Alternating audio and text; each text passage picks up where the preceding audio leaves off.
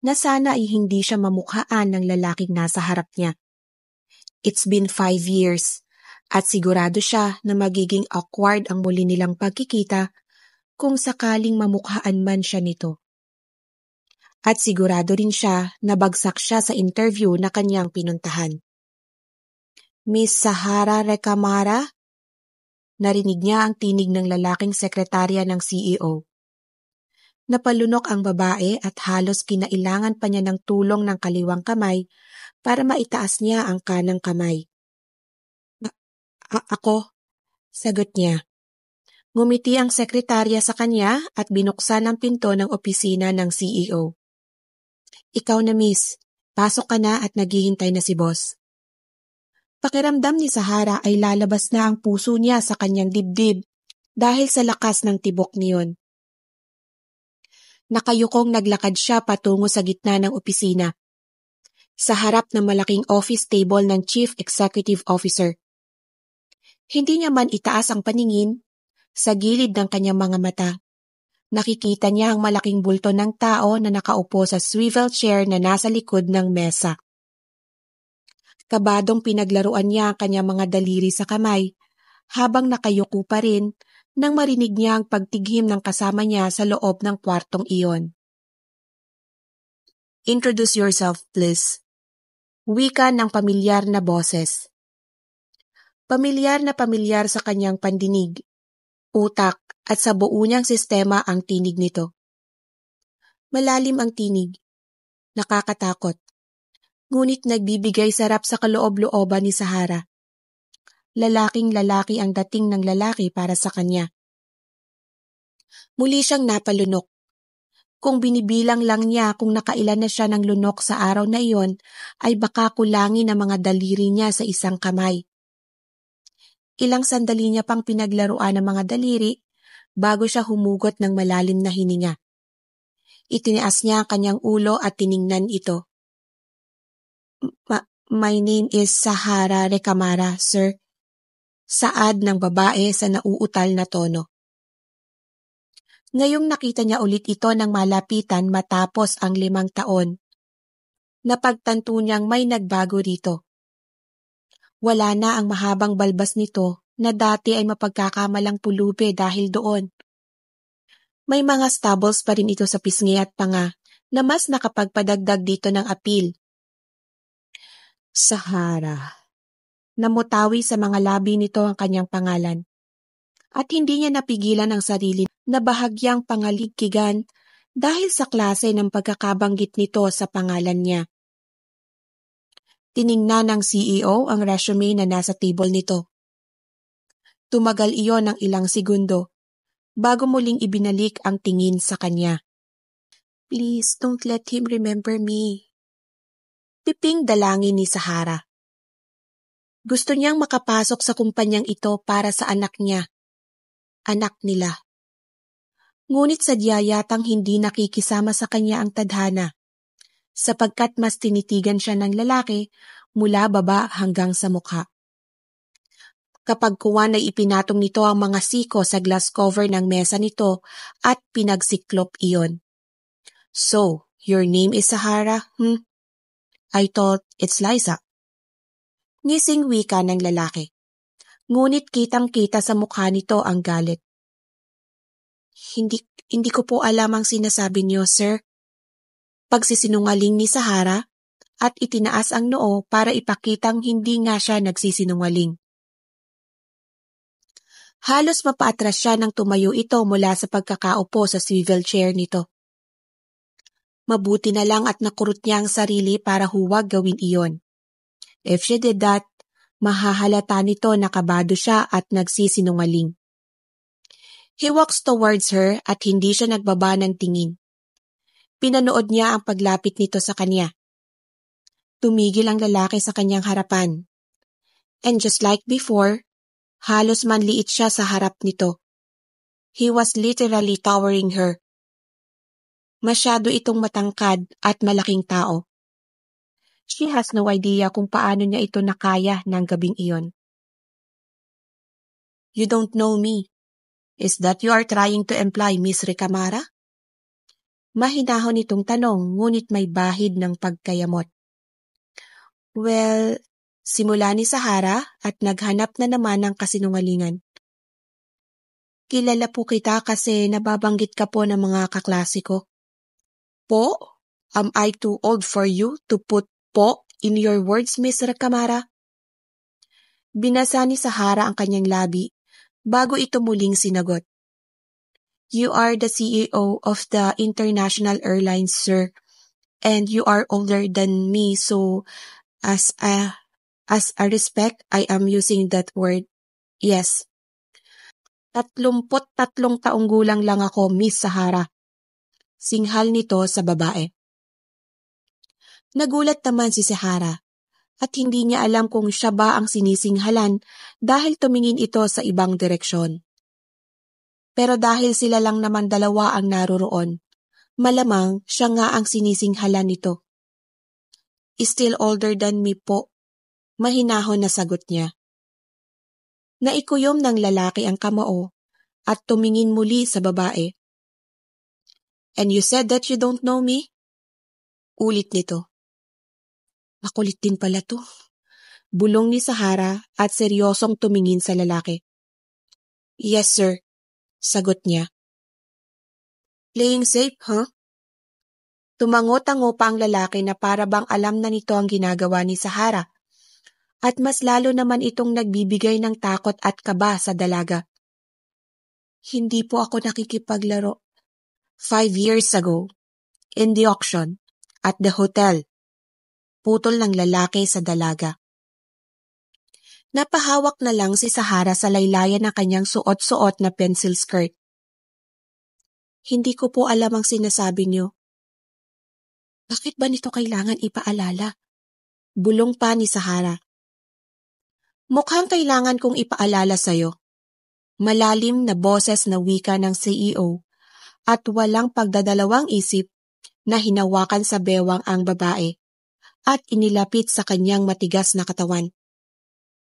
Hinawakan nito sa pisngi ang babae at bago pa man makagawa ng kahit anong reaksyon si Sahara, ay lumapat na ang labi ng lalaki sa labi ni Sahara. Bolta-boltahing kuryente ang dumaloy sa buong sistema ni Sahara dahil sa halik na iyon. Halik na nagpawindang sa buo niyang pagkatao. Nanlalaki ang kanyang mga mata at wala siyang magawa.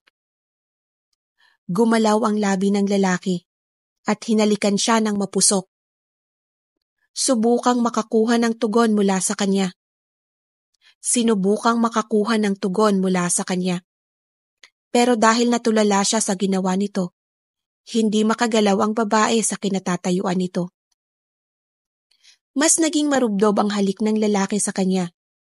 Halos kainin nito ang kanyang buong labi. Nang bahagya nitong kinagat-kagat ang pang-ibabang labi ni Sahara, ay muling natauhan ang dalaga. Malakas na itinulak ni Sahara ang CEO sa dibdib. Gusto niya itong sampalin, ngunit hindi niya magawa. Hindi niya mahanap ang sarili na magalit dito. Dahil aminin man niya sa sarili o hindi, pinanghinaan siya ng tuhod sa halik na iyon. Dahil ang totoo ay nagustuhan niya ang halik ng lalaki. At nais niyang kumandong dito at tugunan ng matatamis nitong halik. Tulad ng ginawa nila 5 taon ang nakalilipas. Now you can't deny. I know it's you. The same addicting strawberry perfume and same taste of lips that I ravished. Wika ng lalaki at dinilaan pa ang sariling labi. Naramdaman ni Sahara ang pag-iinit ng gilid ng kanyang mga mata. Ravished? Bayaran ba ang tingin nito sa akin? Sa isip ni Sahara. Bumuka ang bibig niya at pinilit ang sarili na huwag umiyak. It was me. Amin niya. Nagpasalamat siya na hindi pumiyok ang boses niya. Can we now proceed to my interview, sir? Kalmang wika ni Sahara at diretso sa mata ang tingin. Nagimbal ang lalaking kaharap at napahawak pa ito sa mesa. Tila nang hihina at gulat ang rumihistro sa mukha nito. I thought nakilala mo ako, sir. Bakit parang nawalan ka ata ng lakas? Narito ako upang mag-apply ng trabaho. Hindi para balikan ng nakaraan. Wala akong choice at itong kumpanya mo ang huling chance ko. Wika pa ni Sahara at tumindig ng formal. Oh my goodness! All these years, narito ka lang pala sa tabi-tabi. Bakit? Bakit bigla kang naglaho ng umagang iyon? Dahil ba pangit ako sa paningin mo?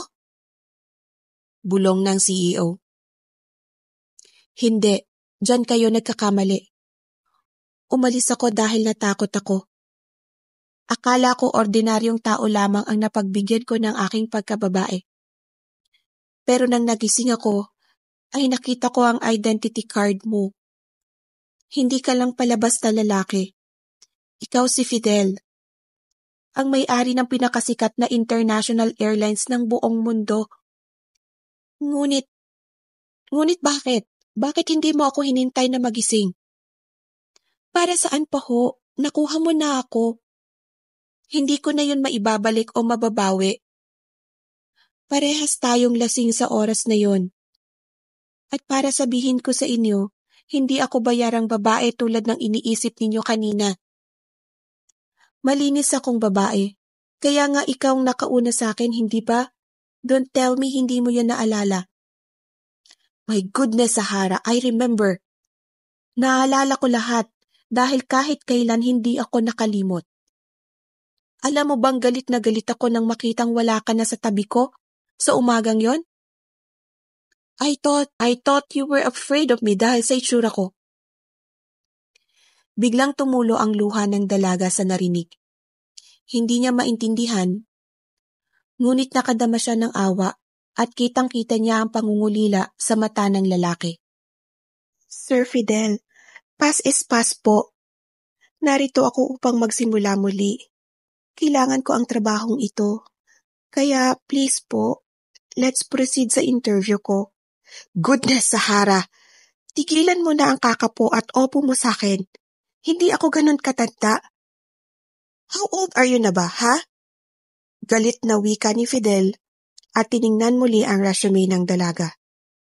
28? Ibig sabihin, opo, 23 pa lang po ako nang maibigay ko sa iyo ang pagkababae ko.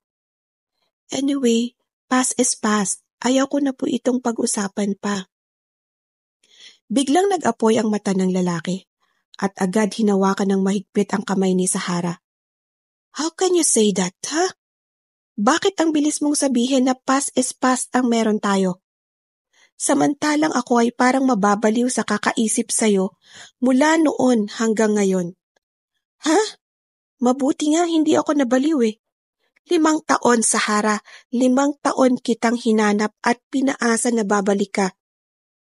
Walang tayo, Sir Fidel. Ang nangyari sa atin noon ay dala lamang ng alak. Pinagsamantalahan mo ang kahinaan ko. Wag na pala, nagbabago ng isip ko. Hindi na ako tutuloy sa pag-a-apply dito sa kumpanya ninyo. Mas nanaisin kong magtinda na lang ng saging sa tabi-tabi. Kesa magtrabaho dito na ang magiging amo ko ay hindi pa pala nakaka-get over sa akin. Binawi ni Sahara ng buong puwersa ang kanyang kamay na hawak-hawak ng binata. Tulala naman si Fidel sa narinig. Hindi niya inasahan na ganoon ang ibabalik ng babae sa kanya. Mabilis na lumabas ng opisina si Sahara at iniwang tulala ang CEO ng kumpanya. Napahawak lamang sa laylayan ng saya ang dalaga nang makalabas na sa kwarto. Tila nanghihina si Sahara sa nangyari. Nanunubig na ang kanyang mga mata at agad iyong pinigilan na bumagsak lalo na at nakatingin sa kanya ang sekretarya ng lalaki. Dahan-dahan itong lumapit sa kanya at tinapik ang kanyang balikat. It's okay, miss. Ganyan talaga si sir. Hindi lang ikaw ang bumagsak ngayong araw. Marami kayo. Okay lang yan. Wika ng babae. Napasinghot naman si Sahara. Ayaw niyang sabihin sa babae ang nangyari sa loob, kaya tumango na lamang siya dito. Thank you for accommodating me, miss. Pakisabi sa boss mo, salamat sa oras niya. Kaagad naglakad palabas ng building ang dalaga at sumakay ng taxi. Iyak ng iyak si Sahara habang nasa loob ng sasakyan. Hindi niya maintindihan ang sarili, ngunit nakaramdam siya ng galit para sa kanyang sarili. How did you do this to him, Sahara? Kita mo naman na may affection pa siya sa'yo. You let him down? Ang ama ng anak mo? Paano na yan ngayon? Nagpakita ka pa sa kanya kung aatras ka rin naman. Galit na wika ni Sahara sa sarili. Hindi ito pwede. Baka ipahanap niya ako at kunin sa akin ang anak ko. Wika pa niyang muli at pinahid ang mga luha sa mga mata. Maya-maya ay nakarating na si Sahara sa kanilang munting bahay kung saan naghihintay sa kanya ang lalaking anak. Mimi! Sigaw ng bata nang bumaba ng taxi ang dalaga. Parang piniga ang puso ni Sahara nang makita kung gaano kasaya ang anak nang masilayan siya. Nakaramdam ng pagkasabik si Sahara na yakapin ang anak. Mabilis na lumabas ng bahay ang bata at agad yumakap kay Sahara. Napahalik naman sa noo ang dalaga at hinawakan sa magkabilang pisngi ang anak. Doon napagtanto ni Sahara na kamukhang kamukha ng bata ang ama nito na kanina lamang ay nakahalikan niya. Napalunok ang dalaga habang tinititigan ang anak. Kumusta ang nag-iisang baby boy ng Mimi, Sahara? Mimi, hindi na ako baby boy. May crush na nga ako sa school eh. Maktol naman ang bata. Hey baby boy, bawal pa yan at bata ka pa. Yes, you're handsome and bright pero hindi mo yan dapat gamitin para magustuhan ka rin ng crush mo. Mimi, ako lang po ang may crush sa kanya. Sabi niya, she doesn't like me because I'm just her poor classmate. At 5 years old pa lang daw ako. Nagulat naman si Sahara at napalunok. Sinabi yan ng classmate mo? Kayo ha, mga bata pa kayo. May gatas pa kayo sa labi. Bawal ka muna magkagusto sa kahit sinong babae, anak. Kailangan mo muna mag-aral ng mabuti para magkaroon ng magandang kinabukasan. Tsaka saka ka na magkagusto sa babae kapag may pera ka na, okay? Okay, Mimi. I understand her naman. Tama siya. Mahirap lang ako at mayaman siya. Paano nga ba ako napasok sa mahal na school na yan, Mimi, kung mahirap lang tayo? Nahigit ni Sahara ang hininga.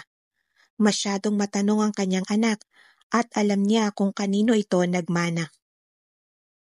Well, may pera naman tayo, pero hindi ganon karami. Kaya nga need ng Mimi ng bagong work. Yung may malaking sahod para tuloy-tuloy ang pag-aaral mo sa mahal na eskwelahan na yon. Okay lang naman sa akin kung sa public school ako mag-elementary, Mimi. Daycare and preschool ay nasa mamahalin akong school. Matututo pa rin naman ako kung sa public, Mimi. Nanlaki ang mga mata ni Sahara habang nakatitig sa anak. Really, anak? Hindi ka magagalit sa Mimi kung ililipat kita ng school? Of course, mga friends ko nga dito ay nasa public ng preschool eh. Kung hindi na kaya ng budget, Mimi, pwede ako sa public. Napaiyak naman ng dalaga at muling niyakap ang anak. Hindi niya alam kung anong nagawa niya dati at binigyan siya ng anak na sobrang talino kung mag-isip, kahit maglilimang taon pa lamang ito. O siya, pasok na tayo sa loob at pagod ang Mimi. Massage, Mimi, you want? Oh baby, I need it. Sabay na pumasok ang dalawa sa maliit na bahay at agad naman tumulong ang batang lalaki sa paghahanda ng pagkain. Natapos ang buong araw ng mag-ina na nasa loob lamang ng bahay. Gabi na nang maisipan ni Sahara na lumabas ng bahay at magpahangin. Napabuga ng hangin si Sahara. Naisip niya ang lalaking nagpapatibok ng kanyang puso mula nang makilala niya ito sa isang hotel 5 taon na ang nakalipas. Umupo si Sahara sa upuan na nasa harap ng kanyang maliit na bahay. Pinikit ng dalaga ang dalawang mata at hindi niya napigilan ang balikan ng kanilang nakaraan ni Fidel.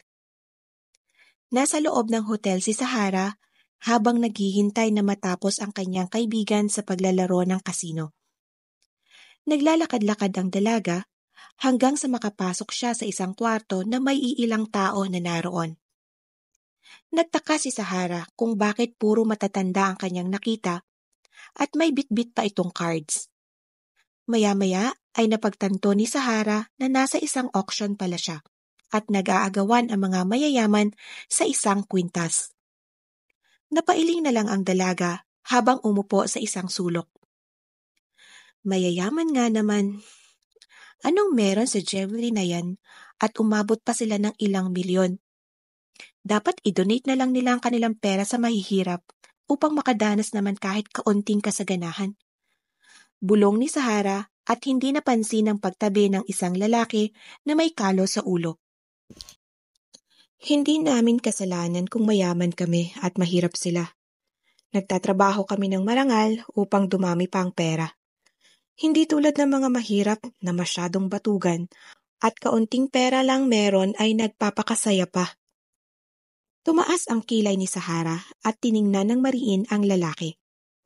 May bigoti ito kaya naisip ng dalaga na matanda na ito. Isa ka rin ba sa mga mayayaman dito, mister? Kasi kung oo, malaking pagkakamali ang sinabi mo para sa aming mahihirap. Alam mo bang kaya kami lalong naghihirap dahil sa inyo?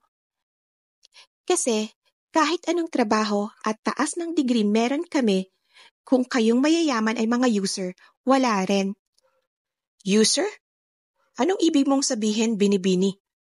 User, manggagamit. May malaking kumpanya ka ba? Magkano lamang ba ang sahod mo sa mga tauhan mo? Hindi ba tama ako? Malaki ang kita mo sa negosyo mo, pero maliit ang sahod ng mga tauhan mo. How dare you? Sino ka para pagsalitaan ako ng ganyan? Hindi mo ako kilala, Binibini, kaya umayos ka. Well, I'm just telling the truth, mister. And besides, truth hurts. Makaalis na nga dito? Bakit ba ako napasok sa lugar na to? Inis na sagot ni Sahara at akmang tatayo na sana sa upuan. Ngunit biglang hinawakan ng lalaki ang kamay ng dalaga, kaya napatigil siya. Okay, sorry miss. Please sit down at hindi pa tapos ang auction. Hindi naman alam ni Sahara kung bakit siya napaupo ulit. Tila may isang mahika ang may bigotihing lalaki, kaya napasunod siya dito. Maya-maya ay pinakita ng lalaki ang card sa MC at nagulat si Sahara dahil pumalakpak ang lahat ng mga tao sa loob ng kwarto. Congratulations, Mr. Fidel. Sa'yo mapupunta ang jewelry. Nanlaki ang mata ni Sahara nang tumayo ang katabing lalaki at tumango sa mga kasama. My goodness! Gumastos siya ng milyon-milyon para dyan? Gulat na wika ng dalaga at tulala lamang na nakatingin sa lalaki. Maya-maya ay nakabalik na ang lalaki sa tabi ni Sahara at bitbit nito ang kwintas. I'm Fidel. You are? Liza. Grabe mister ha. Kakasabi ko lang kanina pero naglabas ka talaga ng ganyan kalaking pera? Mayayaman nga naman. I'm not rich, miss. Napag-utusan lang ako ng kaibigan ko. And I'm telling you, mali ka doon sa punto mo.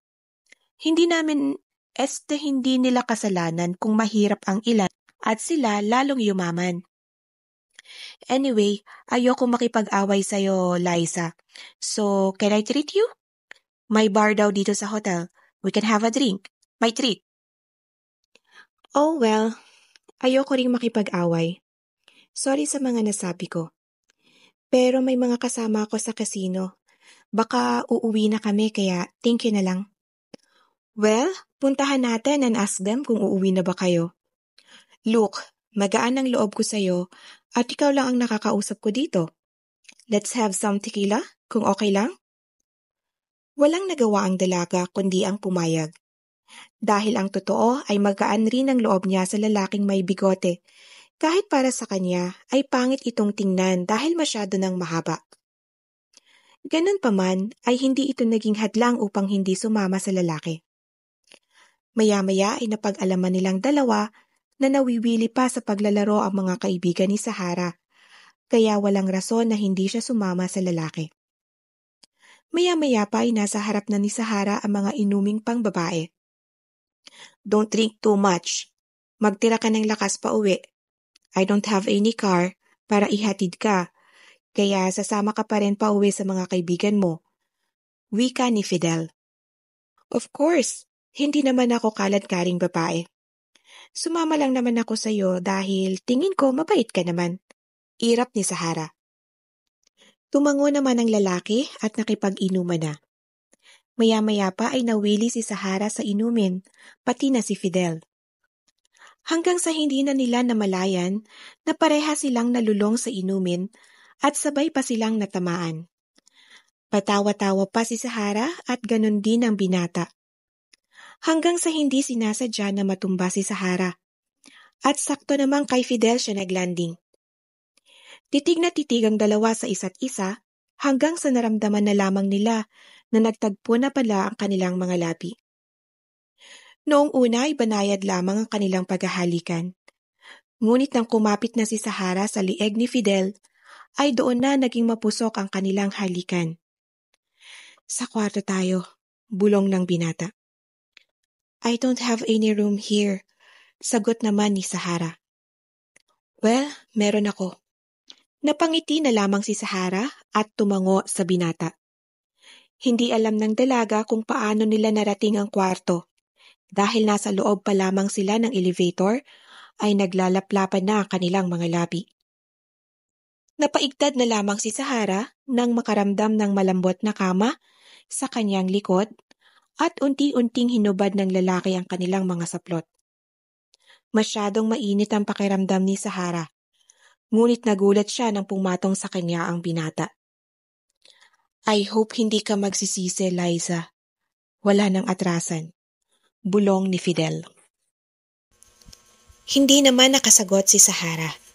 Nais niyang sabihin sa lalaki ang kanyang tunay na pangalan, ngunit hinalikan na siyang muli nito. Napapasabay na lamang ang dalaga sa mga halik at haplos ni Fidel sa kanyang katawan. Biglang namulat ni Sahara ang mga mata nang naramdaman na may tumulo sa kanyang ulo. Goodness, umaambon na pala. Iling na wika ni Sahara at tumayo na sa pagkakaupo. Napailing muli ang dalaga nang mabalikan ang alaala niya kay Fidel. Ano bang nakain ko noon at Liza ang sinabi kong pangalan? Kung tunay ngang pinahanap niya ako, hindi niya ako mahahanap dahil ibang pangalan ang sinabi ko. Kaagad pumasok sa kwarto si Sahara at tumabi sa anak. Titig na titig ang dalaga sa bata na kamukhang-kamukha ng ama nito. Nakita ko na muli ang dada mo, anak. Natatakot ako na baka mahanap na niya ako ngayon at malaman niyang nagbunga ang isang gabi namin noon sa hotel. Matagal nang alam ni Sahara kung nasaan at sino si Fidel. Dahil sa araw na umalis siya ng hotel, ay nakatatak na sa kanyang isip kung sino ang lalaki na nakasama niya ng isang gabi sa lugar na iyon. Ngunit bakit niya sinabing hindi siya mayaman? Kung nagpakatotoo lang sana siya, hindi sana ako sasama sa kanya. Oh my goodness. Sorry anak, hindi ako nagsisisi na dumating ka sa akin, David, iho. Nagsisisi lang ako dahil hindi ako lumapit sa papa mo nung malaman kong nasa tiyan na kita. Anong mangyayari sa atin ngayon? Akala ko kaya kong harapin siya, anak eh. Pero mali ako. Mahal ko pa rin pala ang papa mo. Tumulo ang luha ni Sahara at niyakap ang anak.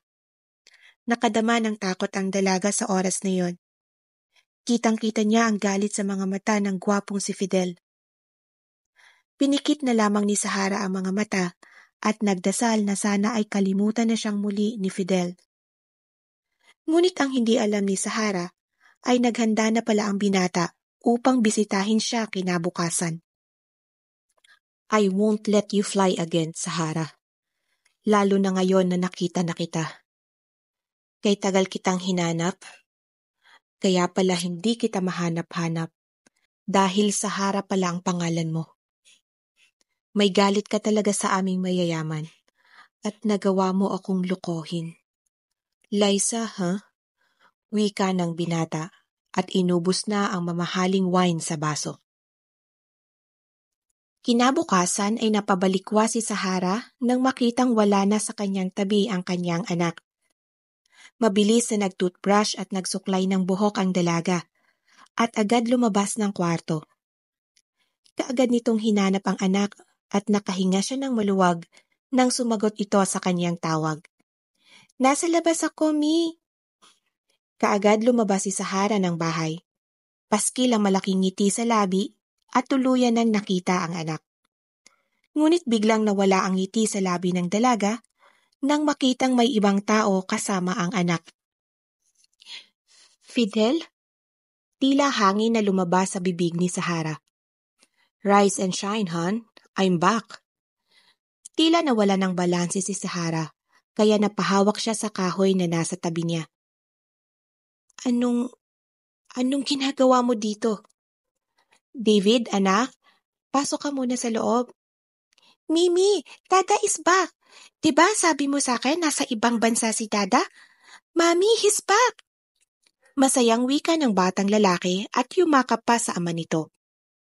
Tumulo ang luha ni Sahara dahil sa sari-saring emosyon na nararamdaman. Natutuwa siyang makitang masaya ang anak. Ngunit natatakot naman siya sa plano ng lalaki. Yeah, your daddy is back. Go to our room first, honey. Mag-uusap lang kami ng dada mo. Kaagad naman sumunod ang bata at tumakbo papasok ng bahay. Tulala pa si Sahara, ngunit nabigla siya na makitang lumapit sa kanya ang lalaki na tila galit na galit at mahigpit na humawak sa kamay niya. Nakikipaglaro ka talaga sa akin, ha, Sahara? Bakit di mo sinabi sa akin na may anak tayo? Balak mo bang itago siya at palakihin mag-isa? Wika ng binata na nanlilisik ang mata. Aray, nasasaktan ako, ano ba? Nais mo bang makita ng anak mo na sinasaktan mo ko, ha? Hindi kita sinaraan sa anak ko, Fidel, kaya umayos ka.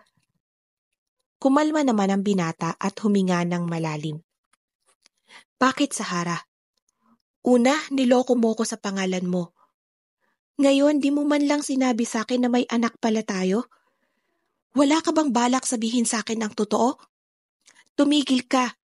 Huwag na huwag mo kong pagtaasan ng boses na lalaki ka. Unang-una, ikaw ang nanloko sa akin. You told me you're not rich. Tapos nalaman ko na lang kinabukasan ang tunay mong pagkatao. Natakot lang ako, okay? Na baka hindi ka sumama sa akin dahil mayaman ako. I can see anger in your eyes nang sabihan mo ko tungkol sa mga mayayaman. Dahil unang kita ko pa lang sa'yo, nabihag mo na ang puso ko, Sahara. Kaya hindi ko matanggap na umalis ka ng gano'n na lamang at mali pa ang pangalan na iniwan mo sa akin. Hindi naman nakasagot si Sahara at tulala lamang sa lalaki. Tumindig ng maayos si Fidel at inayos ang damit. Magkita na lang tayo sa korte, Miss Sahara. Kukunin ko sa iyo ang anak ko na pinagkait mo sa akin ng ilang taon. Malamig na wika ng binata. Tila binuhusan ng malamig na tubig ang dalaga at agad tumayo. Seryoso ka ba? Sasaktan mo ko ng ganito dahil lang sa nagawa ko? Lang? Do you think ganon lang yun kadali, ha? 5 taon kitang hinanap. At ngayon nagbalik ka na. At malaman kong may anak pala tayo? Hindi ako papayag na hindi mapunta sa akin ng bata. Hindi mo to pwedeng gawin sa akin. Nagmamakaawa ako, Fidel. Please don't do this to my son. Iling na wika ng dalaga at mahigpit na humawak sa damit ng binata.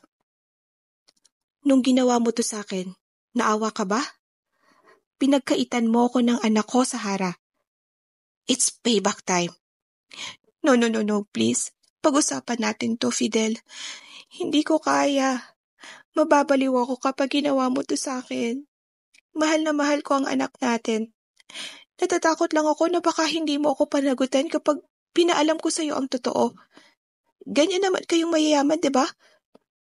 Nagsimula nang umiyak si Sahara at lito na sa pwedeng gawin. Masyado kang judgmental sa mga mayayaman, Sahara. Anong nagawa ko para gawin mo sa akin to? Na mag-isip ng masama sa akin? Hindi mo ba alam na simula nang umalis ka ay hindi ka na nawala sa isip at puso ko?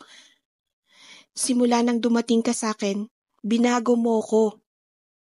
Dinagdagan ko pa nga ang sahod ng mga tauhan ko sa kumpanya at sa bahay. Dahil naisip ko na tama ka. Sa aming mayayaman magsisimula ang pagbabago ng buhay ng mga mahihirap. Kaya hindi ko matanggap na ginawa mo to sa akin. Malungkot na wika ni Fidel at tumulo na rin ang luha nito. Napahikbi naman si Sahara at hindi nagdalawang isip na yakapin ang binata. I'm sorry, Fidel. I'm so sorry. I really do. Wala akong intensyon na saktan ka. Naunahan lang ako ng takot. I'm sorry kung masyado akong judgmental sa inyong mayayaman. Hindi ko naman siguro ibibigay ang sarili ko kung wala akong nararamdaman sa'yo. Naunahan lang ako ng galit at takot. Please, Fidel, don't do this to me and to our son. Let's fix this. Let's fix this. Mas pipiliin kong maging okay tayo kesa kunin mo sa akin ang anak natin. Wala akong laban. Mayaman ka, sakto lang ako. Nag-iisa lang ako sa buhay kaya ayokong mawala sa akin ang nag-iisang meron ako. Si David lang ang meron ako, Fidel. Mahal na mahal ko ang anak natin na naging bunga ng gabing kailanman ay hindi ko makakalimutan. Napalunok naman ang binata. Kitang-kita niya ang lungkot at hinagpis ng babaeng kailanman ay hindi nawala sa kanyang isip at puso. Tahan na, mahal. Kanina pa nakatingin sa atin ang anak natin. I'm sorry for saying those words. Hindi ko kayang kunin sa iyo ang anak natin na naging karamay mo sa ilang taon. Please, let me court you, Sahara. Nais kong maging ama sa anak natin at maging asawa ka. Asawa? Fidel, ang bilis naman ata. Wika ni Sahara na kumalma na sa oras na iyon. No, marami ng taon ang nasayang, mahal. Please, nais kong bigyan ng kumpletong pamilya ang anak natin. Sasagot na sana si Sahara nang tinawag sila ng bata. Mimi, hindi pa ba kayo tapos ng dada? Malit na po ako sa klase ko. I'm sure in a minute nandito na ang yaya ko. Napatawa na lamang si Sahara at pinunasan ang luha. Ganoon rin si Fidel habang niyakap ng mabilis ang dalaga. Mag-usap tayo sa loob. Ayusin muna natin ang anak natin. Bulong ng binata at hinalikan sa ulo si Sahara. Nakadama ng kilig ang dalaga, ngunit hindi siya nagpahalata. Sabay silang pumasok sa bahay at agad inasikaso ang bata. Maya-maya ay dumating na ang sundo ng batang si David. Bahagya pang nagulat ang babae, ngunit ang bata na mismo ang nagsabi na nagbalik na ang kanyang ama. Tumulo ang luha ni Fidel nang marinig ang sinabi ng anak. Napayakap na lamang si Sahara sa bisig ng lalaki. Nang makalayo ang bata, ay nagulat si Sahara nang bigla siyang pangkuhin ng lalaki. Fidel, ano ba? Ibaba mo nga ako? Gulat na wika ng dalaga. Where's your room, love? Bulong ni Fidel. Padama ng pananabik si Sahara nang marinig iyon sa binata. Hindi sumagot ang babae at tiningnan ang pinto. Kaagad naman itong nakuha ng binata, kaya walang pagdadalawang isip na sinipa nito ang pinto at agad pumasok sa kwarto. Naglapat muli ang labi ng dalawa sa umagang iyon. Pasalamat na lamang ang dalaga na nakapag-toothbrush na siya kanina kaya confident itong mabango ang kanyang hininga. Napaliyad si Sahara na magsimulang magpunta sa iba't ibang parte ng kanyang katawan ang kamay ng lalaki. Nangungusap ang mga mata ni Fidel na agad namang nakuha ni Sahara. Tumayo si Sahara at agad pumatong sa binata. I love you, Sahara. Bulong ng lalaki. Mahal kita, Fidel. I'm sorry sa nagawa ko. It's okay. Pinapatawad na kita. Pero kailangan mong bumawi. Kapag ba'y binigay ko sa iyo muli ang pagkababae ko, liligawan mo pa rin ako? Kahit mag-asawa na tayo, Sahara, liligawan pa rin kita. Napangiti na lamang ang dalaga at agad sinakop ang labi ng binata. Napangiti na lamang si Fidel at sinagot ang mga halik ng minamahal. Sa araw na iyon ay naging isa muli ang katawan ng dalawa. Tuwa ang nararamdaman nila na tila ba natapakan ng pananabik na ilang taon din nilang ininda. Lumipas ang 3 buwan ng panunuyo ay sinagot na ni Sahara si Fidel. Tuwang-tuwa ang batang si David dahil sa wakas ay hindi na aalis ang kanyang ama, lalo na at naiintindihan niya ang ibig sabihin ng kasal. Masaya po ako, Mimi, na pakakasalan ka na ng dada. Sa wakas ay may dada na akong madadala sa school at ipagyabang sa kanila. Di bali na mahirap tayo, basta kumpleto ang magulang ko. Wika ng bata. Nagtaka naman si Fidel sa sinabi ng anak. Bakit, iho? May bully ba sa school mo?